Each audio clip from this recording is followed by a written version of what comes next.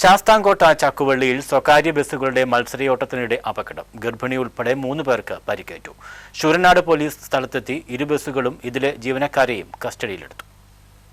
Sasthamkotta Chakkuvalli junction സമീപം സ്വകാര്യ ബസ്സുകളുടെ മത്സരയോട്ടത്തിനിടെയുണ്ടായ അപകടത്തിൽ ഗർഭിണി ഉൾപ്പെടെ 3 പേർക്ക് പരിക്കേറ്റു. വ്യാഴാഴ്ച രാവിലെയാണ് സംഭവം. ശൂരനാട് കലതിവിള ജോസി ജോസ്, കല്ലട സ്വദേശിനി ലിജി, പോരുവഴി മണ്ണൂർ വീട്ടിൽ ഗീത എന്നിവർക്കാണ് പരിക്കേറ്റത്. ചാരുമൂട്ടിൽ നിന്നും ഭരണിക്കാവിലേക്ക് പോകുകയായിരുന്നു ഇരു ബസ്സുകളും. ഇതിനിടെ സമയത്തെ ചൊല്ലി തർക്കം ഉണ്ടാകുകയും ഇരു ബസ്സുകളും ഒന്നിച്ച് മുന്നോട്ട് എടുക്കുകയുമായിരുന്നു.